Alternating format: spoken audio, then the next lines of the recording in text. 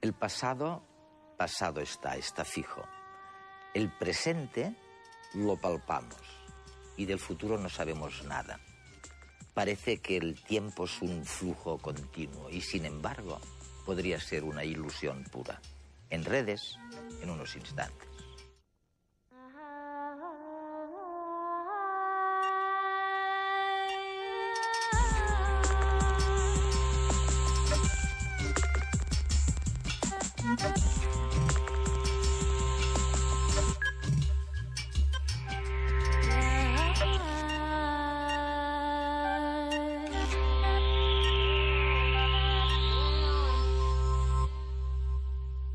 El tiempo se nos aparece como un río que fluye del nacimiento a la muerte. Pero en realidad, de lo que nos percatamos es de los cambios. Envejecemos y entonces recurrimos al concepto del tiempo. Pero el tiempo es raro y complejo. El tiempo, por ejemplo, es distinto, aunque sea el mismo trayecto, cuando salimos de casa en busca del restaurante. Es distinto, digo, del tiempo que utilizamos para recorrer el mismo trayecto cuando salimos del restaurante, bien cenados, y volvemos a casa. Y hay otros problemas con el tiempo. Realmente hay físicos en estos momentos que están diciendo esto es tan complejo que a lo mejor el tiempo es una ilusión pura y no existe. Julian Barbour se licenció en matemáticas y se doctoró en física teórica.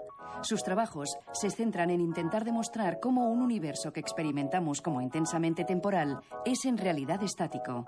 Hoy podremos meditar con él en redes sobre las implicaciones de la inexistencia del tiempo. Si dijera a mis telespectadores que el tiempo no existe, bueno, no me creerían. Pero aparentemente hace unos 15 años realizaste esta misma afirmación en Huelva, en Andalucía, en un importante congreso lleno de premios Nobel y gente parecida. Dijiste lo mismo y casi la mitad de los científicos que estaban allí también tenían serias dudas sobre la existencia del tiempo. ¿Es así? Sí, efectivamente. Así como una tercera parte mantuvo que no creían que el tiempo fuera real en el universo, otra tercera parte tuvo serias dudas y solo una tercera parte aseguró que el tiempo realmente existe. Así que no estoy completamente loco. Y no estás solo del todo. No. ¿Cómo empezó todo esto, Julián? ¿Cómo te preguntaste o llegaste a poner en duda la existencia del tiempo? Bueno, eso tiene una larga historia. Se remonta casi a Aristóteles, por así decirlo. Cuando la gente se preguntaba qué era el espacio, qué era el tiempo, y bastante pronto se dieron cuenta de que si no cambiaba nada, si no veíamos ningún movimiento, si no nos dábamos cuenta de que las cosas estaban cambiando, no podíamos decir que pasaba el tiempo. Así que... Lo que estás diciendo es que el cambio es el indicador del tiempo. ¿Eso es? Bueno, en primer lugar, los cambios son el indicador del tiempo. Porque ¿cómo sabemos que ahora son las 12 en punto, eh? El sol brilla perpendicularmente a la línea del horizonte. Y cuando acabemos de hablar lo hará en una posición diferente.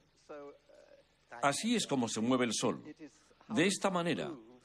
Y su movimiento es el indicador del tiempo. Si todo se detuviera, si se parara el sol y mis manos se pararan y nada cambiase, entonces no podríamos decir que ha pasado el tiempo. Por lo tanto, existe un gran interrogante sobre el tiempo. Si no existe en absoluto, si existe antes del cambio, es un gran interrogante. Humphrey Bogart no quería que Sam, el pianista de Riggs, tocase El tiempo pasará. No es de extrañar. Con Ingrid Bergman al lado, muchos desearían detener el tiempo. Congelar ese instante. La idea que el tiempo pasa, que el tiempo se mueve, está muy arraigada al ser humano.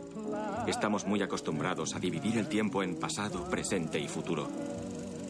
Asumimos que lo que sucede entre estos estadios es el inexorable fluir de los segundos.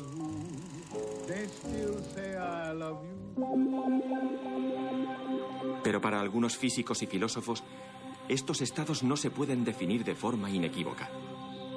Einstein dijo que presente, pasado y futuro no eran más que ilusiones, solo que muy tozudas. Fluir está asociado a movimiento. Un líquido fluye, el aire fluye, pero el tiempo no. Solo los objetos físicos lo hacen.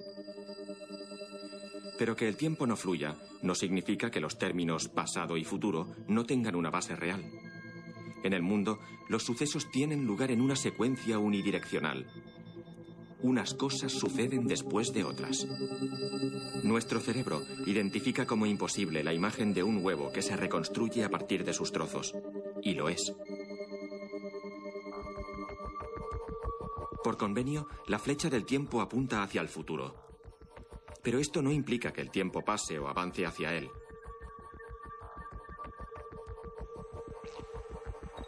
Una brújula siempre apunta al norte, pero esto no significa que nosotros estemos avanzando hacia el norte. Las flechas simbolizan una asimetría, no un movimiento. Del mismo modo que arriba y abajo se refieren a una posición relativa en el espacio, futuro y pasado son posiciones a lo largo de un eje que es el tiempo. No tiene sentido hablar de el futuro y el pasado, del mismo modo que no tiene sentido hablar de el arriba y el abajo. Volvamos a nuestra secuencia del huevo. Si cortásemos la película en fotogramas y los desordenásemos, cualquier persona podría recomponer la secuencia. Incluso sin haberla visto antes, sabemos cuál es el orden correcto. Esto se debe a que la asimetría es una propiedad del estado del mundo y no del tiempo en sí. Al fin y al cabo, nuestro cerebro no percibe el paso del tiempo, sino las diferencias entre el estado actual y un estado anterior que todavía recuerda.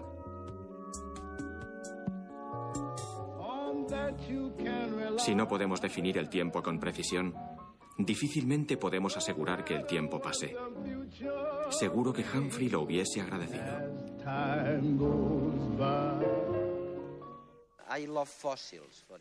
A mí me encantan los fósiles, por ejemplo. ¿Qué significaría una miamonita, por ejemplo? ¿Un instante geológico? El gran descubrimiento de la geología y la evolución es que el mundo, lo que encontramos a nuestro alrededor, es extremadamente especial. Existen fósiles que parecen contarnos una historia. Me explico. ¿Cómo es que la historia del Génesis fue destruida por científicos?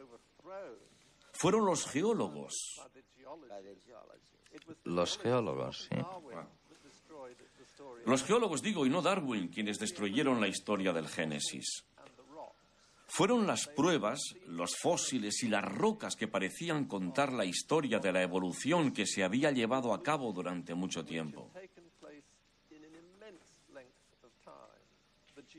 Los geólogos, antes que los físicos, se dieron cuenta de la edad que podría tener la Tierra. Y todo ello gracias a estos fósiles que son como archivos, que son interpretados como archivos del pasado.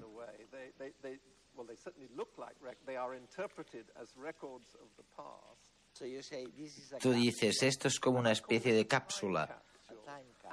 Las llamo cápsulas de tiempo. Esta es la prueba que tenemos del tiempo. Y decimos que fue todo el proceso de la historia de la Tierra que sucedió dentro del universo. Esta es la prueba fehaciente de ello.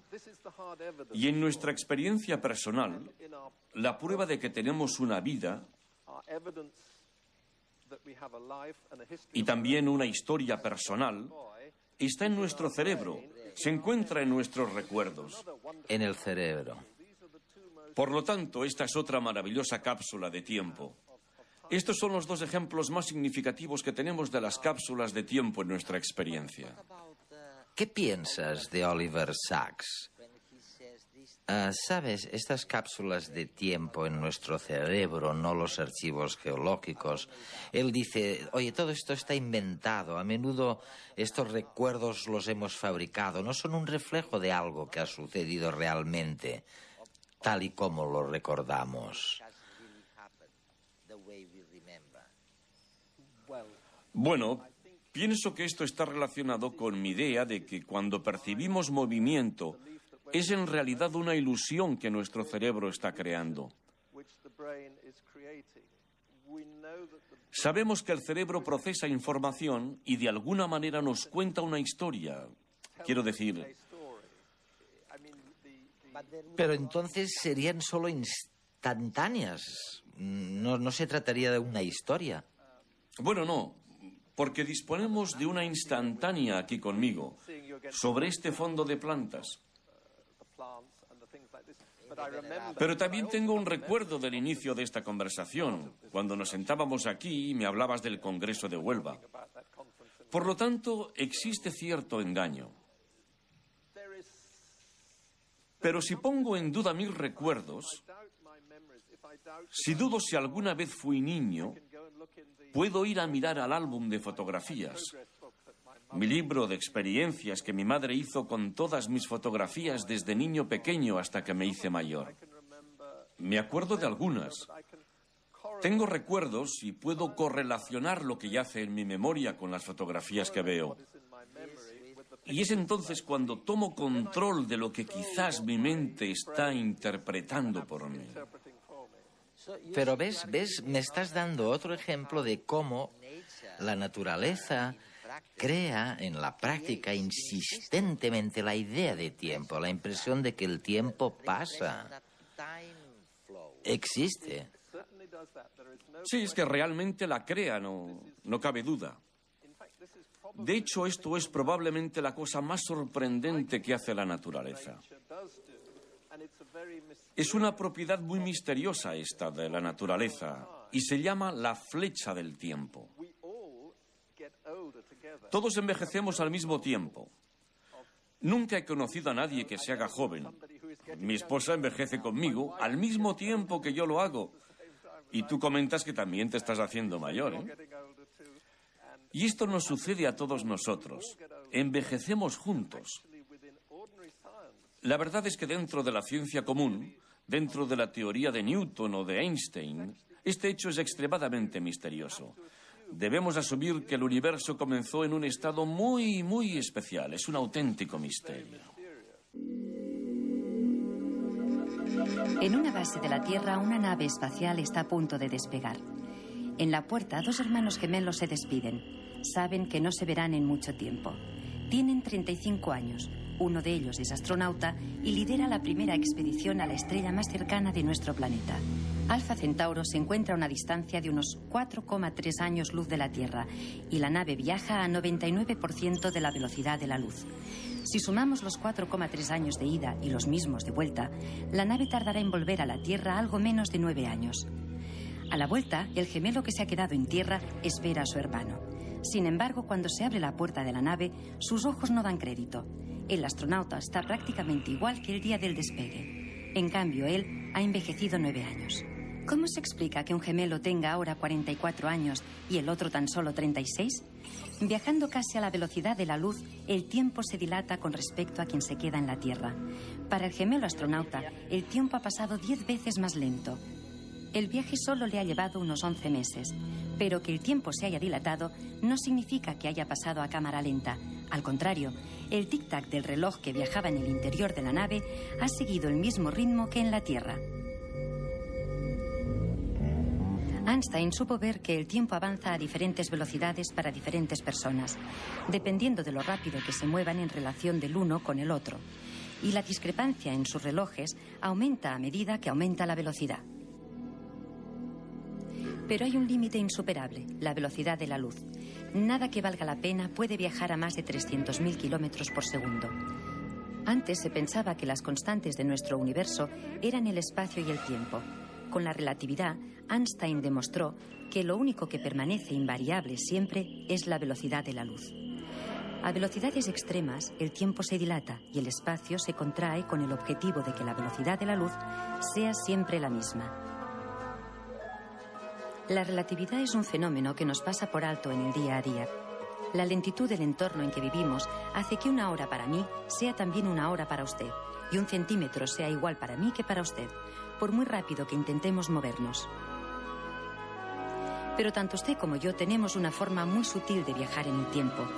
La luz de las estrellas que vemos brillar en el cielo es la luz que emitió la estrella hace años. Volviendo al ejemplo de Alfa Centauro, si la buscamos en el cielo estrellado, estaremos viendo la luz que generó hace 4,3 años, el tiempo que ha tardado la luz en viajar desde la estrella a la Tierra. Mirando al cielo cualquier noche sin nubes, podemos observar el pasado desde nuestro presente.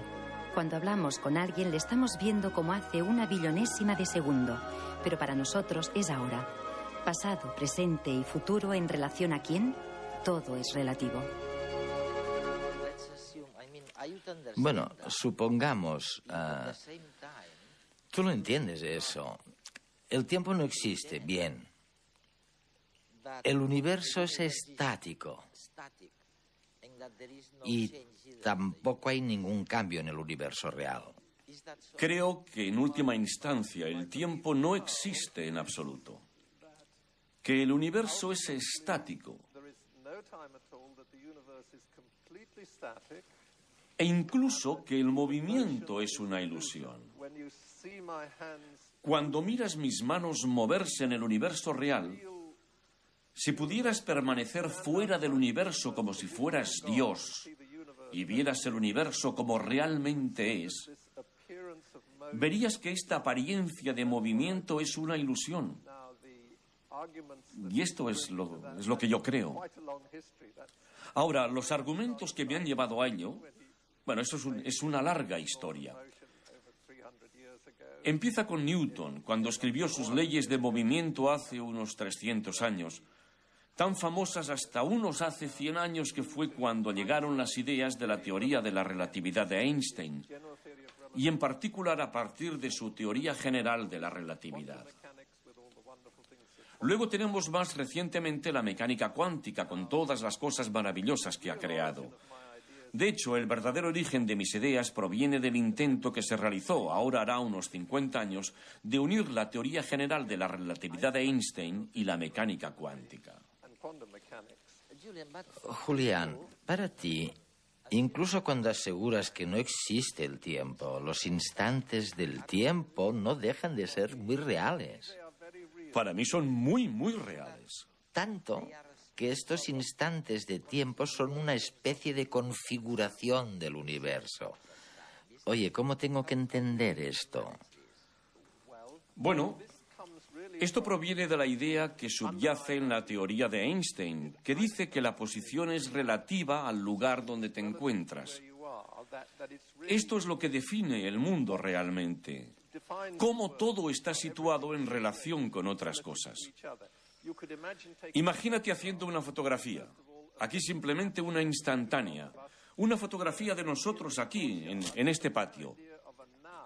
Así que mi idea de la hora es como una instantánea. No solo de este patio, pero de todo el universo en un instante de tiempo. De lo que llamaríamos un instante de tiempo. Y esta es mi visión de lo que es real.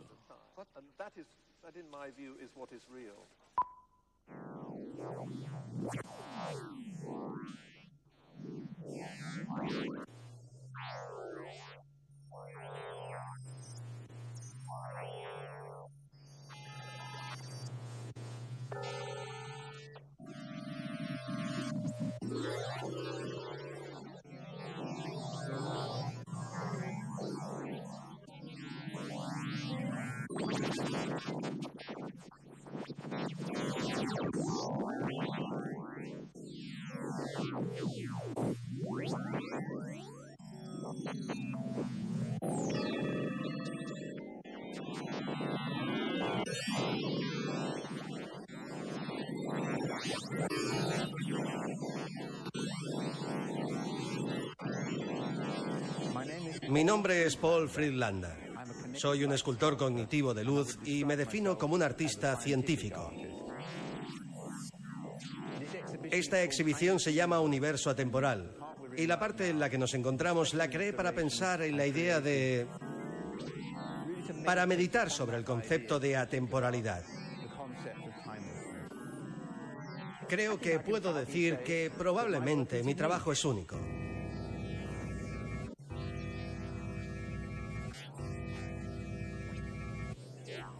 Cuando era un niño estaba fascinado por los viajes espaciales y la astronomía, y cuando me hice mayor, la primera asignatura seria que pensé que debía estudiar fue cosmología, y este es un tema que nunca he dejado atrás.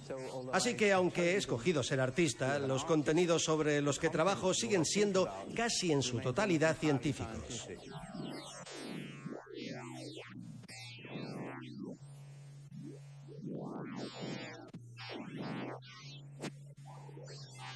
Las esculturas derivan en parte de la ya antigua tradición del cogniticismo, que se refiere al trabajo con el movimiento mecánico. Esto se combina con las técnicas modernas de la era digital.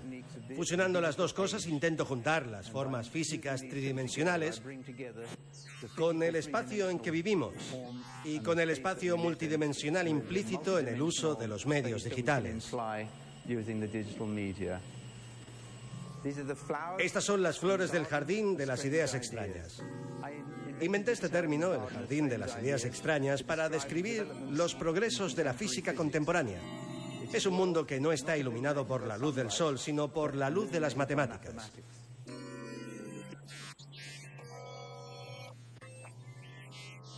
Esta fue mi primera escultura y la llamé El átomo, porque es ahí donde todo empieza, en el átomo. A la siguiente, como podréis suponer, la llamé La molécula.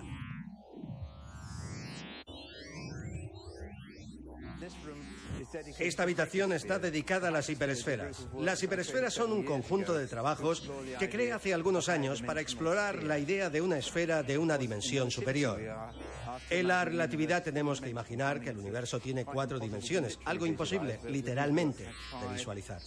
Con estos trabajos intento dar una idea de cómo sería ver una forma de 4 dimensiones.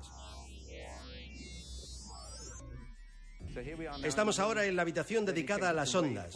En los 80, la teoría del caos comenzó a llamar la atención y esta onda ilustra y demuestra perfectamente cómo una forma armónica ordinaria se puede volver caótica bajo las influencias adecuadas.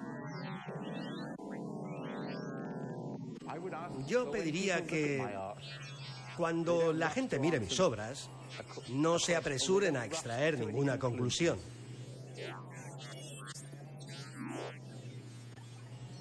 Los cambios que se suceden tienen lugar en ciclos de tiempo bastante largos. Yo aún estoy aprendiendo de mis trabajos. Debido al funcionamiento interactivo del ordenador, los medios son continuamente manipulados y ni yo mismo sé qué es lo siguiente que va a suceder. La obra cambia de un día para otro, así que yo me sorprendo cada día cuando entro aquí y veo los diseños completamente nuevos que mi instalación ha creado.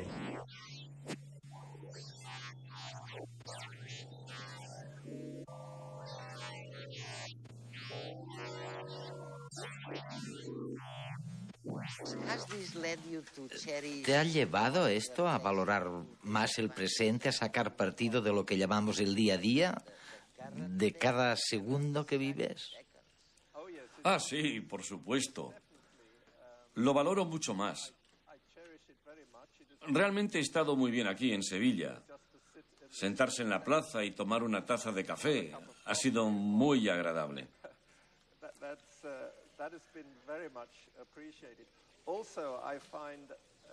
También estuve en Madrid y pasé 10 horas mirando esos cuadros en el Prado, que es sin duda la mejor galería de arte del mundo. Pero cuando observas esos milagros de a horas, cuando miras a, por ejemplo, la pintura de Carlos V sobre su caballo de Tiziano, es simplemente magnífico. Es una ilusión de movimiento. Estos son los grandes pintores que pueden llegar a crear ilusiones de movimiento. Capturan el instante de la hora. Es increíblemente excitante y dramático. ¿Piensas que la gente llegará a creer que el universo no tiene tiempo? ¿Que el universo es estático, como tú dices? Oye, lo encontrarán muy difícil de creer.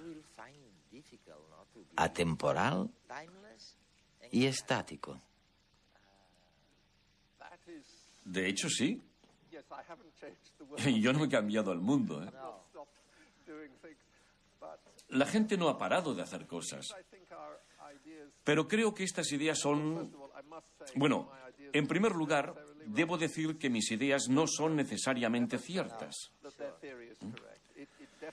Ningún científico debería decir que su teoría es correcta. No hay duda que podría estar equivocado. Lo que yo diría es que hay pruebas para que pueda tomarse en serio. Esto es lo que yo diría.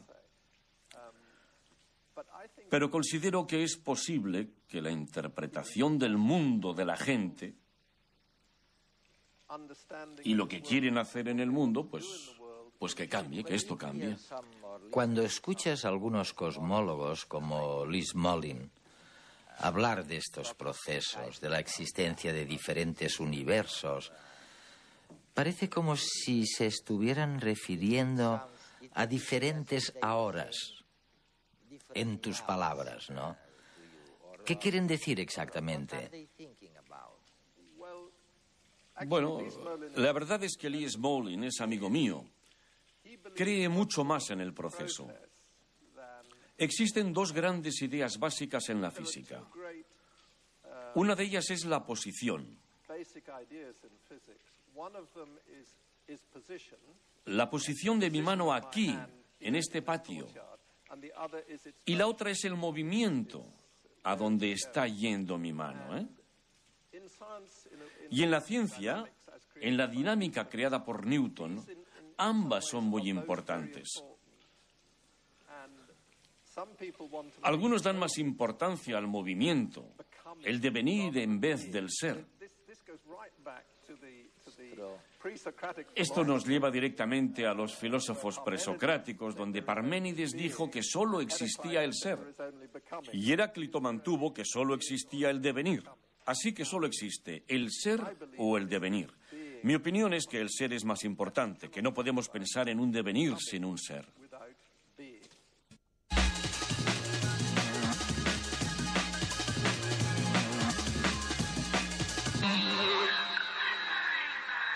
Los ingenieros siguen adoptando caracteres humanos a los robots. Si en programas anteriores hemos hablado de los que pueden detectar emociones, ahora llegan los robots sensibles al tacto. Un equipo de ingenieros de la Universidad de Nebraska dice haber creado un dispositivo para que manos robóticas imiten la sensación del tacto humano.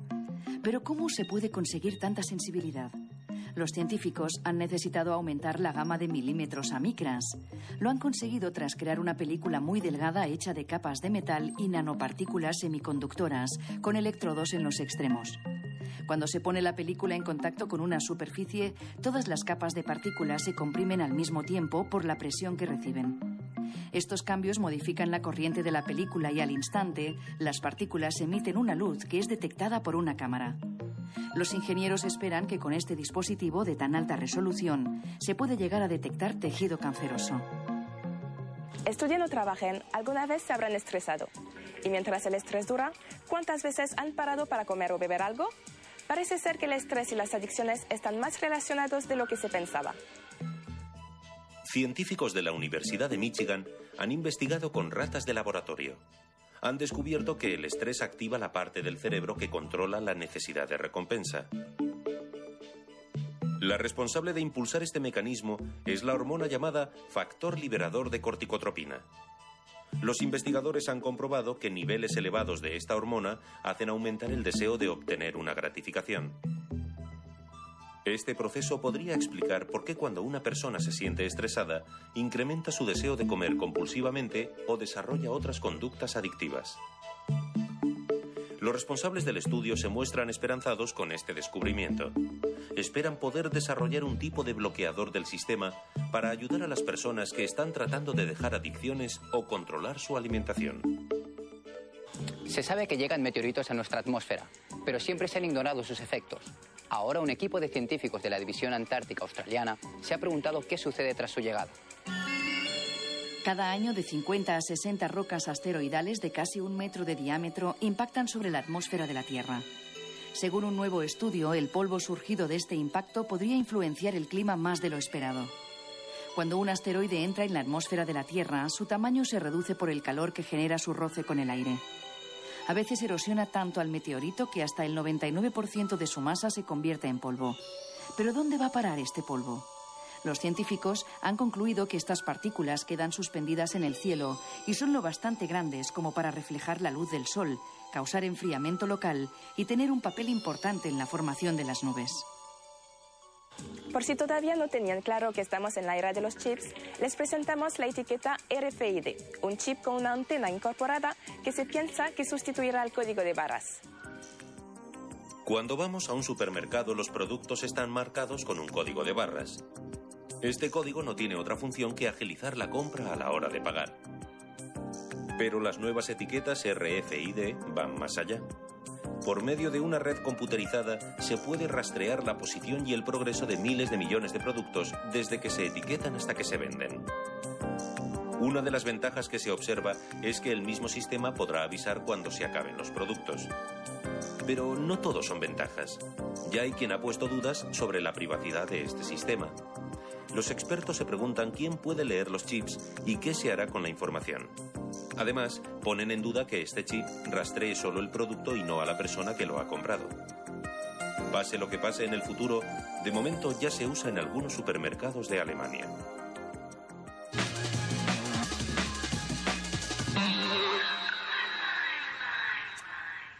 Bienvenidos a la segunda parte de Redes, que esta vez, esta vez es extraño este programa, ¿no? Porque el protagonista de la primera parte insiste en que el tiempo es una ilusión y no existe. La verdad es que normalmente decimos que los cambios, y envejezco un poquito, que estos cambios nos permiten decir que el tiempo pasa, pero que si no hubiera estos cambios, oye, a lo mejor el tiempo no pasaba y el tiempo es una ilusión, que es lo que dice Julian Barbour en la primera parte, ¿no? Y el tiempo, la verdad es que hay problemas, ¿no?, para entender lo que es el tiempo. Bueno, el tiempo Manuel, dime. El tiempo tiene muchos problemas. El tiempo es un parámetro que utilizamos los físicos, no, sino toda la humanidad para definir justo esto que se ha dicho, los cambios. Entonces dice, ¿y si no hay cambios, no hay tiempo? Bueno, pues entonces si no hay cambios, no hay nada, ¿no? Y decir que el tiempo es una ilusión, a mí hay dos cosas que me llaman la atención, de que esto por lo pronto no es una novedad, eso ya lo dijo Platón hace muchísimo más tiempo, ¿no? 2400 años o por ahí. Entonces esto que es, pues a mí me suena un poco a un brindis al sol, ¿no? Es decir, no existe el tiempo. A ver, esto yo creo que no es así, ¿no? Y el tiempo, tal como lo manejamos, tiene muchísimos problemas, pero también el tiempo es una fuente de maravillas. Pero háblame primero de los problemas, o sea, problemas el para el hombre. Oye, yo veo amigos, por ejemplo, que van al restaurante a cenar y se les hace larguísimo, que no lo encuentran y no sé qué, y tienen hambre, y luego en el trayecto de regreso a casa me dicen, oye, si es que me ha volado el tiempo, no es el mismo, ¿no? O sea, vamos, es verdad que hay problemas con el tiempo, ¿no? Claro que sí, hay problemas tanto psicológicos como estabas diciendo antes, porque el tiempo de alguna manera tiene una componente subjetiva. Así no es lo mismo eso, el viaje de vuelta que el de ida, ¿no? Claro. Al buscar algo transcurre de una manera diferente. Es decir, que hay una interacción entre los hechos y cómo nosotros asimilamos los hechos y los acontecimientos. Entonces hay una parte subjetiva. Ahora, de ahí a decir que es una ilusión, no. O sea, yo desde luego estoy radicalmente en contra, ¿no? Problemas que tiene el tiempo, pero si me preguntas por los problemas, después me tienes que decir por las ventajas que tiene, ¿eh? Porque si no se queda cojo. Luego vamos a las ventajas. Nosotros tenemos una maravillas pero tú del tiempo. Primero, yo te digo los problemas. Ya me has dicho que hay uno, el psicológico ese, que no está claro. El psicológico, subjetivo, ese no está claro y es muy complejo, ¿no?, de definir, y no está definido, y es verdad. Pero eso no somos los físicos los competentes, esos son los psicólogos, los neurocientíficos, yo qué sé, otra gente. Yo en eso no puedo hablar mucho. Problemas, por ejemplo, el tiempo al atravesar cuánticamente una barrera que clásicamente es imposible por efecto túnel, como pasar una montaña por debajo de un túnel, se hace imaginario. Y eso no lo sabemos trabajar muy bien. De hecho, el premio Nobel de hace 3 años o 2 años, que se llama Leggett, un tipo que manejaba ese tiempo imaginario de una manera perfecta desde el punto de vista científico y con aplicaciones tecnológicas. Problema del tiempo. ¿Qué pasa con el tiempo en la cercanía de un agujero negro? No lo sabemos, porque se puede dilatar y las leyes de Einstein, de la gravitación, lo describe perfectamente, pero puede llegar a diverger. No sabemos muy bien ese tipo de tiempo que es lo que ocurre. Bueno, Einstein nos decía que el tiempo depende también de la masa, ¿no? De la gravedad. Claro, eso es de las maravillas de Einstein. Que si hay mucha masa, si estás cerca del Sol, claro, el tiempo prácticamente que se para. Se deforma. Fluye más lentamente, digamos así. De hecho, los satélites de la constelación de los GPS, por ejemplo, tienen una corrección debida, primero, a un efecto relativista de la relatividad restringida de Einstein también, que es cuanto más deprisa te mueves, más lentamente pasa el tiempo, y además, como esos satélites están situados en órbita y están a una cierta distancia de la Tierra, hay un efecto de esa relatividad general también de Albert Einstein, que dice que cuanto más cerca estás de una masa, más grande es el campo gravitatorio y por tanto el tiempo se enlentece. Por tanto hay dos fenómenos, por ejemplo los GPS, por citar una aplicación ya muy concreta de la cual ya nos beneficiamos, ¿no? Hay un retardo en los relojes de los mismos satélites debido a la relatividad especial y un adelanto también en los relojes debido también a esa relatividad general. Por tanto, el tiempo, digamos, desde el punto de vista einsteiniano, fluye o se mueve o se muestra diferente. Y eso es lo que como humanos que vivimos en este planeta nos cuesta de ¿Qué es lo que te hace decir que, en contra de lo que decía Newton, el tiempo no es un valor absoluto, que mi tiempo no es tu tiempo porque depende de la gravedad que se ejerza sobre ti o de la velocidad a la que vayas? O sea, no me digas que no es mucho cachondeo casi en torno al tiempo, ¿no? O sea, cachondeo no, porque a ver, lo fundamental es bonito y es divertido, pero cuando se hacen experimentos, él ha citado uno, o tecnológico, o los eclipses del año 15 y todo eso, se constatan rigurosamente las teorías de Einstein. Entonces, en el caso de nuestro amigo Barbour, ¿no?, lo primero que habría que decirle es si él tiene alguna idea de constatar experimentalmente su opinión. Y si dice que no, pues entonces estamos jugando a opinar. Bueno, opinar ya digo, opinaban los griegos y los babilonios, los mesopotámicos hasta ahora, ¿no? Pero claro, los físicos lo que tenemos que hacer es medir. Me prometiste que me iba a dejar las grandiosas ventajas que tenemos con la conquista del tiempo. Cuando nosotros vamos conquistando el tiempo, y al decir conquistar el tiempo es manejarlo y medirlo, sobre todo, de una manera cada vez más precisa, estamos dando una fuente de riqueza y de bienestar a todo el mundo tremendo. Por ejemplo, ¿sabes que el programa Apolo, una de las consecuencias fue los relojes digitales? Porque hacían falta una precisión mucho mayor.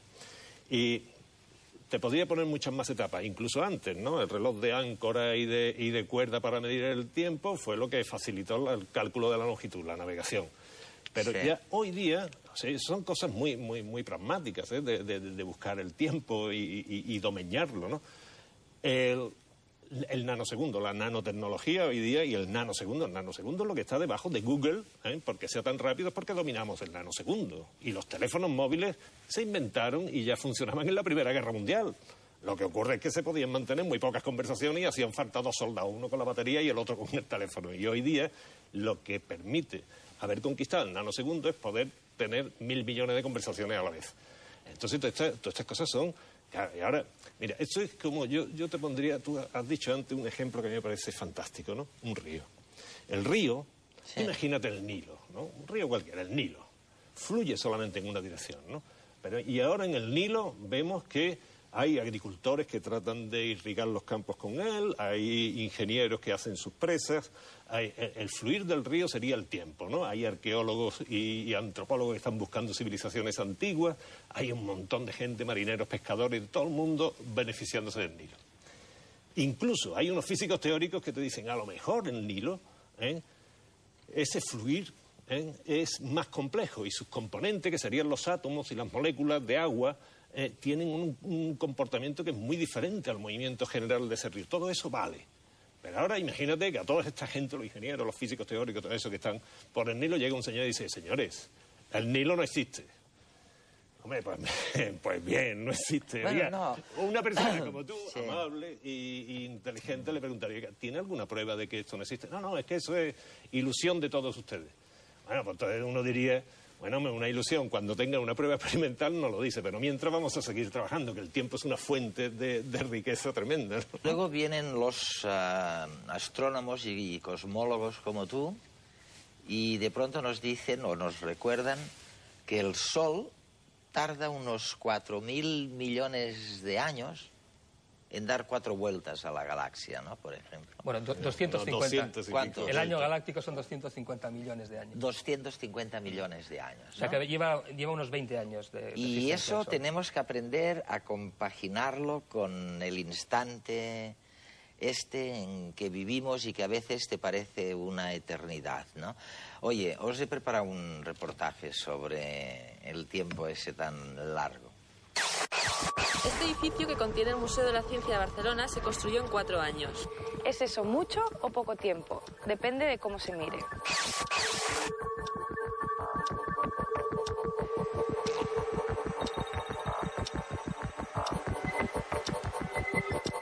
Mientras este edificio crecía, durante esos 4 años, la Tierra estuvo rotando más de 3.700 millones de kilómetros alrededor del Sol.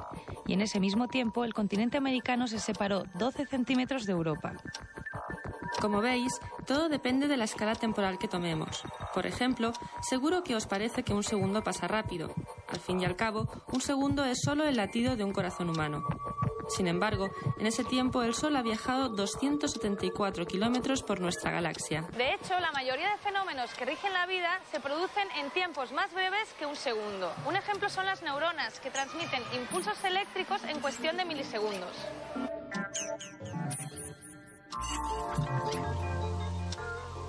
Las reacciones químicas biológicas como la fotosíntesis se producen a un ritmo similar e incluso mayor, de manera que miles de moléculas de oxígeno o de agua se crean y se destruyen en menos de un segundo. Y por otra parte, solo es necesaria una millonésima de segundo para que una molécula de ADN se despliegue con el fin de replicar la información genética que contiene. Y la velocidad con que nuestros ojos captan la luz es 1.000.000 de veces más rápida todavía.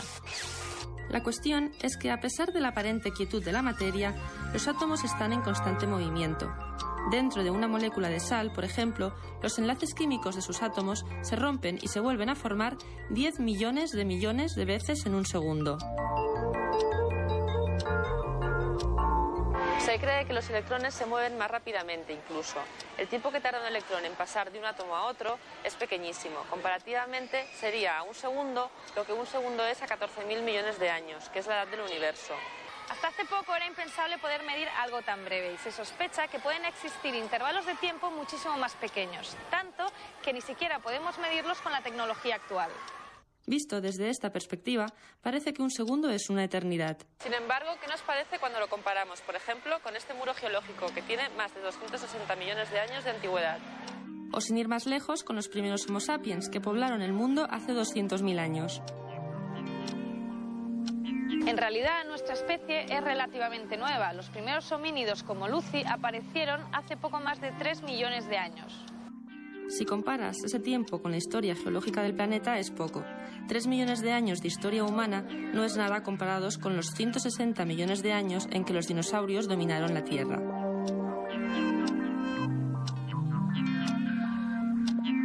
Y es menos todavía cuando te das cuenta de que este planeta tiene 4.500 millones de años y que fueron necesarios 1.000 millones de años para que se enfriase, se formasen los océanos y apareciese la primera célula.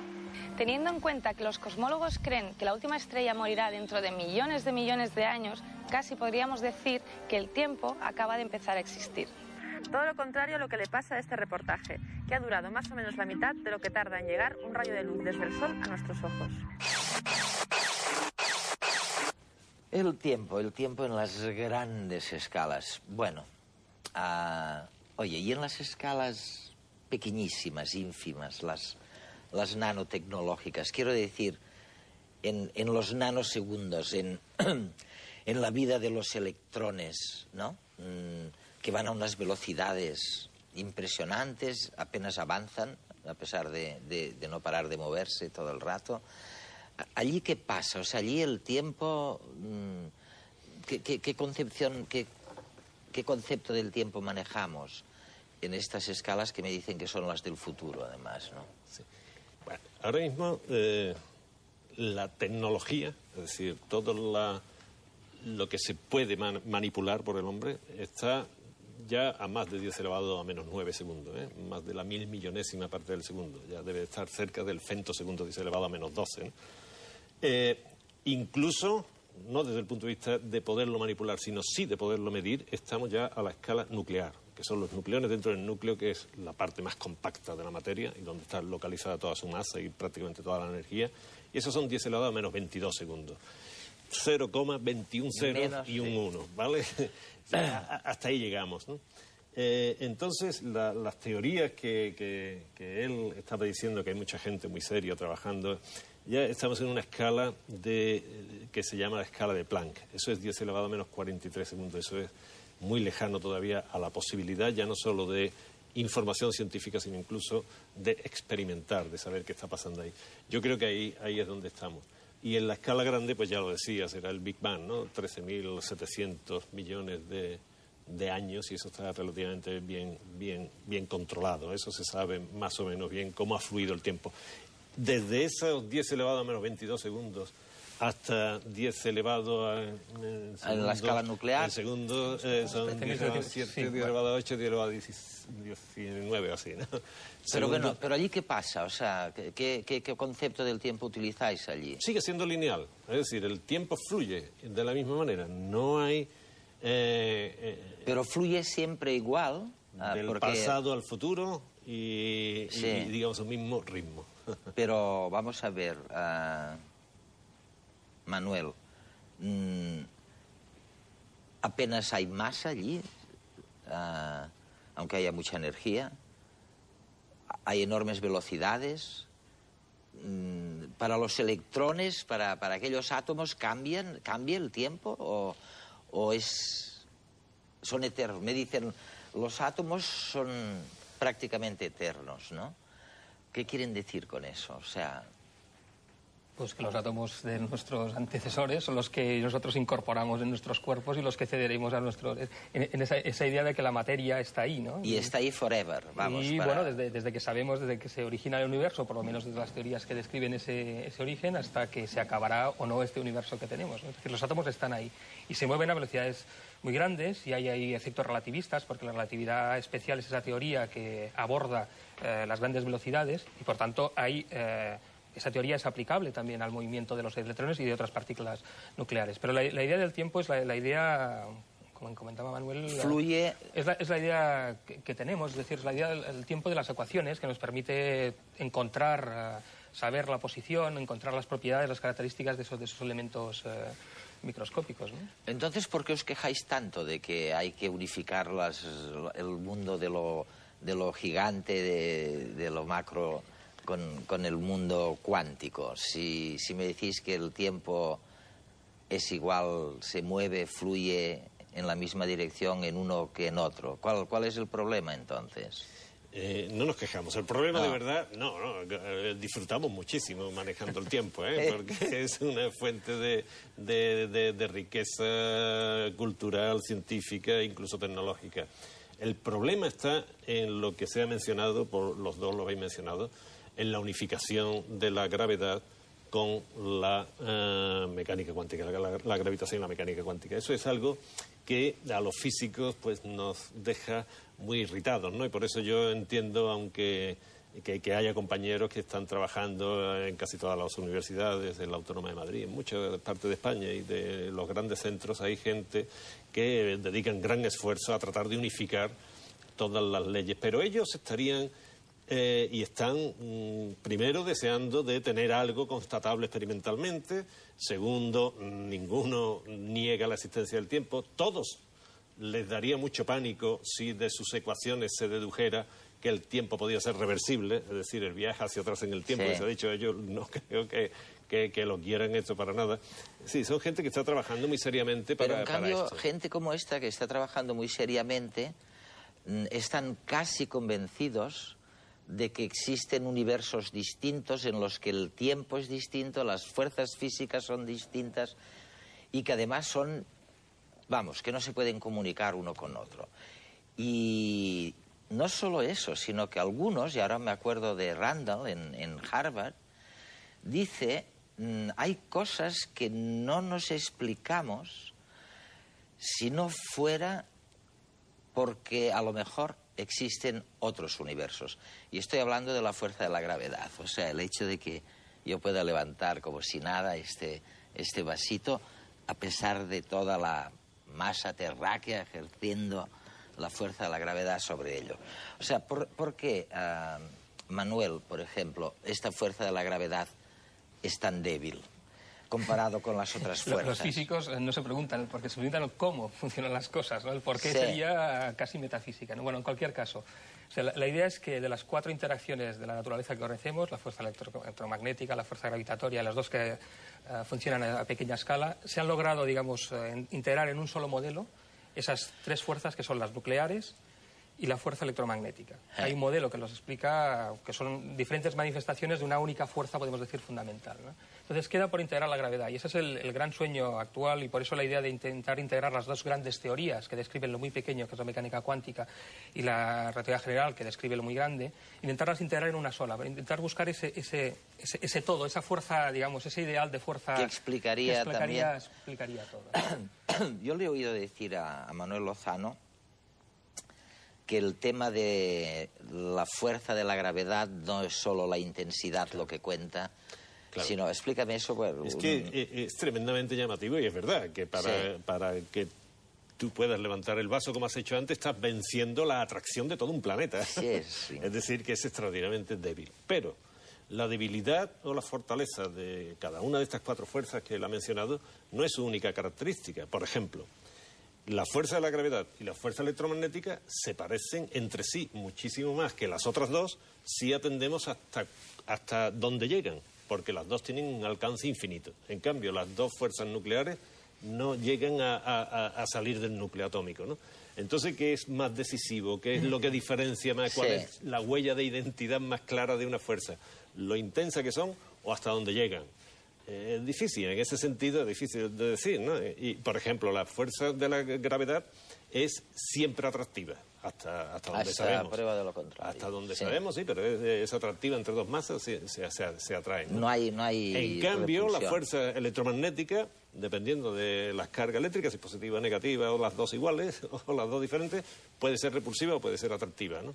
La nuclear siempre es atractiva, es decir, que en ese sentido la nuclear se parece más a la gravitatoria que a la electromagnética, que puede ser repulsiva.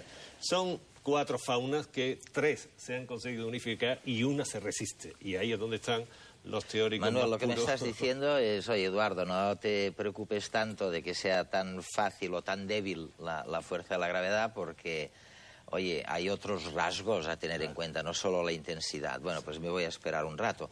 Pero lo que quiere decir es que en la física no vamos a encontrar la solución de los problemas de cada día, a lo mejor, pero sí vamos hacia un periodo de grandes descubrimientos, que a lo mejor nos dan hasta una nueva concepción del tiempo. Hasta la semana próxima.